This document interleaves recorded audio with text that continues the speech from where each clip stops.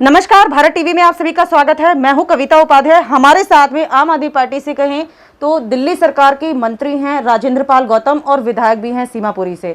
तमाम कार्य लगातार करते रहते हैं। आज दिल्ली से रूबरू होने एक्सक्लूसिवली भारत टीवी के साथ में आए हैं। सर, बहुत बहुत स्वागत है भारत टीवी में आपका। क्योंकि कोरोना का समय है, तीसरी लहर पर चर्चा भी हो रही है।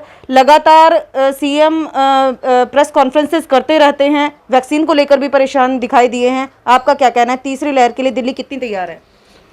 लगातार तैयारी चल रही है, लेकिन ये दुख की बात है कि अगर केंद्र की जो सरकार है, अगर वो समय रहते सारी तैयारियां करती तो शायद भारत तीसरी लहर का मुकाबला करने के लिए तैयार रहता और शायद तीसरी लहर शायद आती भी ना फिर जी। लेकिन चूंकि वो राजनीति में लगे रहे, चुनाव में लगे रहे और वैक्सीनेशन की तरफ ध्यान ही नहीं दिया, जिसकी वजह से आज भारत ऐसी स्थिति में खड़ा हुआ है जहां वैक्सीन के अभाव में हमें तीसरी लहर की बात करनी पड़ रही है, या ये कहें कि तीसरी लहर के लिए तैयारी करनी पड़ रही है। तो अनफॉर्चुनेटली अब जो स्थिति है सामने है, तो सामना तो करना पड़ेगा और उसके लिए हम लोग पूरी तरीके से लगे हुए तैयारी करने में।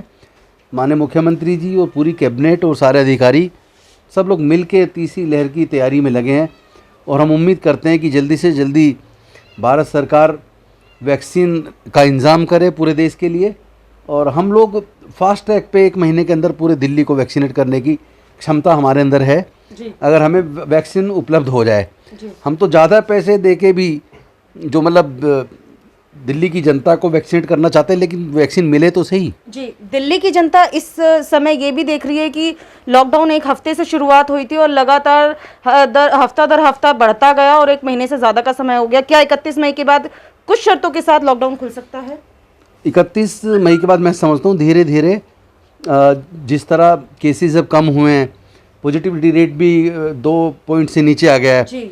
तो मुझे लगता है कि अब धीरे धीरे स्थिति खुलने वाली बन रही है और धीरे धीरे अब खोलने की प्रक्रिया को संभवतः अब शुरू किया जाएगा। सर, वैक्सीन पे आपने अभी चर्चा की, लेकिन कई केसेस ऐसे भी हैं जिनका रेशो हम देखें 2 वैक्सीन लगवाने के बाद भी केसेस मतलब कहा जाए कि वो अपनी जान गंवा बैठे। ऐसे में कितनी ज़्यादा ज़रूरी है और चीज़ों पर भी ध्यान देना? देखिए, तो वैक्सीनेशन के बारे में पहले से ही एक्सपर्ट्स ने कहा है कि ये 80 से 90% कामयाब है जी।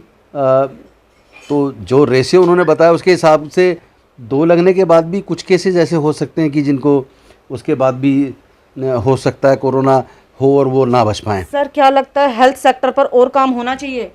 निश्चित तौर पे पूरे देश की सरकारों को करना चाहिए। जी। केंद्र सरकार को करना चाहिए, स्टेट गवर्नमेंट्स को भी करना चाहिए। अगर आप बजट की बात करें तो दिल्ली शायद देश का पहला राज्य है जो लगभग 14%, 13-14% हेल्थ के ऊपर खर्च रहा है। और अनफॉर्चुनेटली हमारे देश की सरकार ने, राज्य सरकारों ने हेल्थ को उतनी प्रायोरिटीज दी नहीं है जितनी देनी चाहिए थी। राजेंद्र पाल जी, हेल्थ एजुकेशन दोनों मैं समझता हूँ किसी भी देश के विकास को अगर देखना तो हेल्थ और एजुकेशन के बजट को और उसका इंफ्रास्ट्रक्चर को देखना चाहिए। बिल्कुल सही।